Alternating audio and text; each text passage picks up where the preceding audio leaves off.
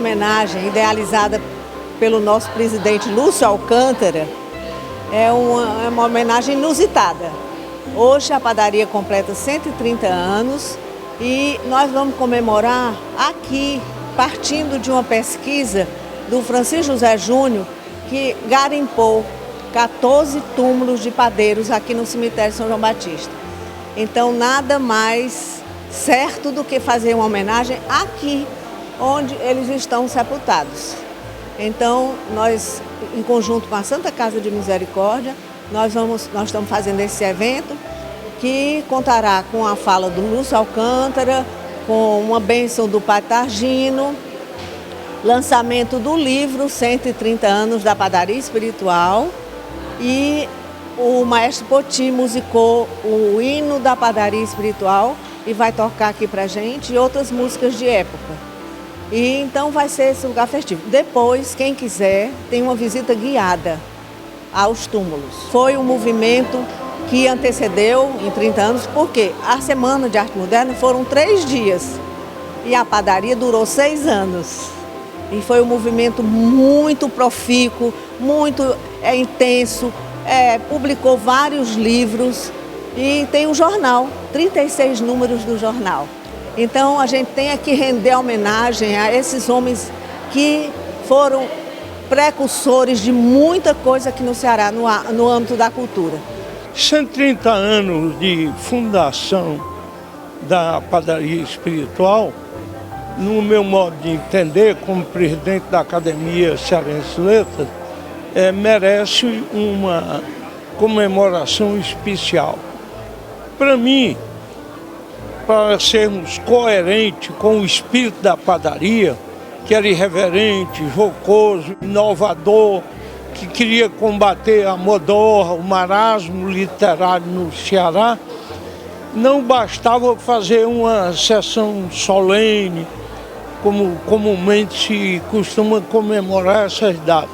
Então imaginei essa reunião aqui no cemitério São João Batista, na sua capela, quando, em parceria com a Santa Casa, nós estamos lembrando os 130 anos da Padaria Espiritual, com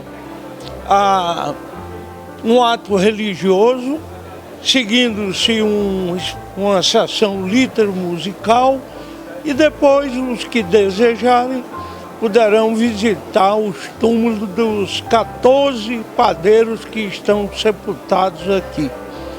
Porque os cemitérios, muita gente estranhou essa comemoração aqui, são os mais antigos, cenário de arte fúnebre. E então poderão ser contemplados aqui vários exemplares desses túmulos que, de uma certa forma, contam a história do Ceará. Foram 7 anos aqui dentro do cemitério São João Batista, né? No qual nós estivemos com muita maestria, né? E muita originalidade, nos somando a Padaria Espiritual, né? Que foi uma organização literária extremamente boêmia, original e irreverente, seria essas palavras, né? Então a gente, impulsionado pelo professor Santos de Azevedo e por Regina Fiuza, e juntamente com o Dr. Lúcio Alcântara, levamos essa pesquisa à frente, né? Já vínhamos catalogando túmulo por túmulo, né? Inclusive alguns familiares, né, nos ajudaram bastante, como foi os familiares de Zé Carlos Júnior, no caso Regina Fiuza, os familiares de Sabino Batista, que hoje não residem mais no Ceará, e sim no Rio de Janeiro e em Brasília, né, na localização desses túmulos, né? E então foi uma grata satisfação achar túmulos que a própria família já estava ausente do Ceará, né? Nem familiares, no caso, a gente encontrou, no caso do Valdemiro Cavalcante, né? Valdemiro Cavalcante de Granja foi achado o túmulo mas nós não achamos mais familiares, né? No caso do Antônio Salles, um túmulo muito bonito, muito majestoso, mas a gente, de certo modo, também não encontrou mais familiares, já que boa parte do tempo o espólio esteve com o Zé Nava no Rio de Janeiro, né? Zé Nava e Pedro Nava, no caso. O pai Zé Nava, né? E o Pedro Nava, que era o seu sobrinho, ele partiu há alguns anos atrás, né? Então a família do Antônio Salles ficou praticamente sem ninguém aqui no Ceará, né? Ele não teve filhos. No caso do Rodolfo Teófilo, nós já encontramos o túmulo em bom estado, né? Encontramos com ainda perfeitas condições e também tivemos a grata satisfação de termos o apoio da família do Xavier de Castro, que também foi outro padeiro, que é nome de rua aqui em Fortaleza, né? E fomos um a um, encontrando Antônio de Castro, Francisco Ferreira do Vale, Jovino Guedes, enfim, são 14 túmulos. A lembrança que temos é que eles foram originais e foram extremamente importantes para que o Ceará fosse reverenciado e também original como uma vida literária, e foi bem à frente do seu tempo, né? Então a padaria antecedeu em 30 anos a Semana de Arte Moderna. Isso fez com que nós estivéssemos à frente do tempo, né? E no caso aí, Antônio Salles foi muito visionário, né? Essa é a palavra, né? Ele que fez praticamente todo esse arcabouço intelectual da padaria, foi, de certo modo, o apogeu, o epicentro, né, para os demais. No caso, o Rodolfo Teófilo e o Zé Carlos Júnior, eles tiveram a missão de continuar a padaria, né? Assim, inclusive, a última sessão da padaria foi na casa do Rodolfo Teófilo, ali na Visconde Cauípe, hoje a Avenida da Universidade. Infelizmente essa casa foi demolida e não existe mais. Vamos em frente, eu acho que essa é a nossa luta. Quem sabe a gente vai, no próximo passo, à procura dos cearenses da padaria espiritual que emigraram para o Rio e não voltaram, né? Esse é o próximo passo, que seria fotografar esses túmulos lá no Rio de Janeiro e os que estão sepultados no interior, como o Lívio Barreto, Zé de Moura Cavalcante, né, que está em Maranguape.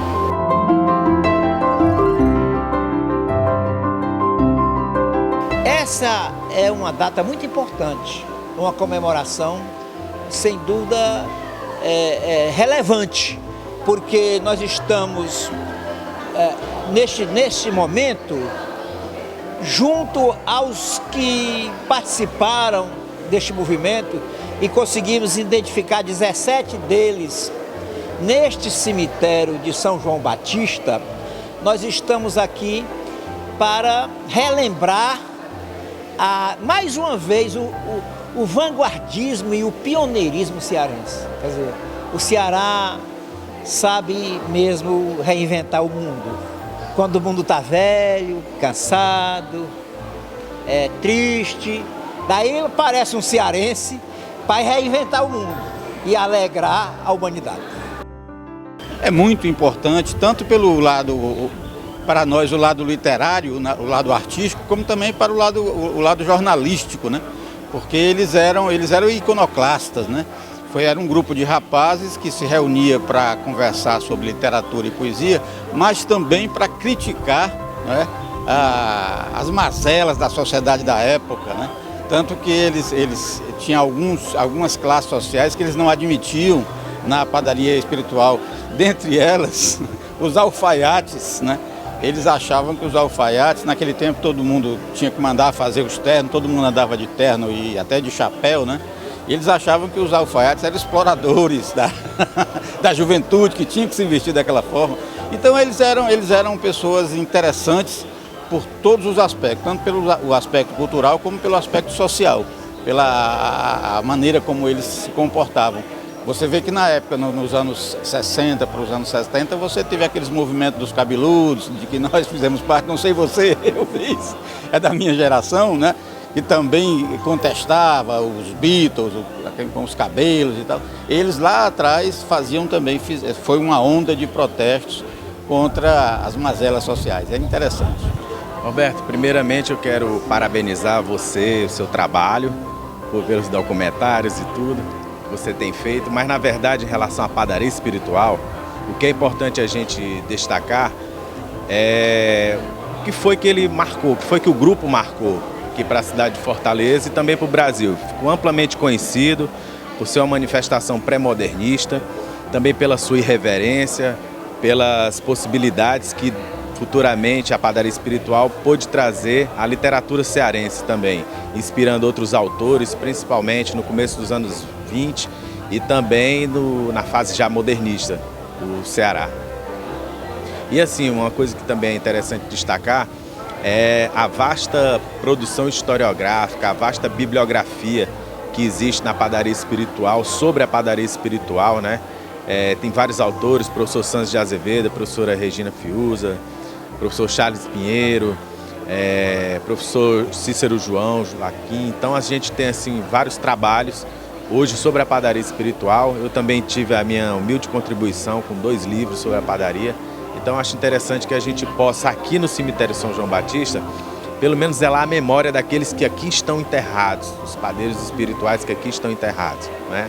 São 14 pelo levantamento que foi feito. Então a Academia Cearense de Letras está de parabéns por essa iniciativa, por envolver, não num momento de tristeza, mas sim um momento de solenidade, aqueles que já se foram, que já fizeram passagem. O cearense é bastante diferente, a irreverência é o grande destaque nosso.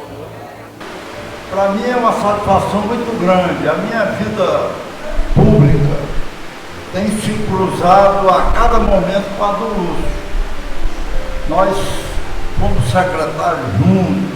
Eu fui prefeito de Fortaleza, ele foi prefeito de Fortaleza. Como prefeito, era ele que me aconselhava a cada momento e dizer que o cearense é muito grato a essa instituição que é até mais antiga do que a Academia Cearense de Letras. Meus parabéns a todos os presentes e muito obrigado.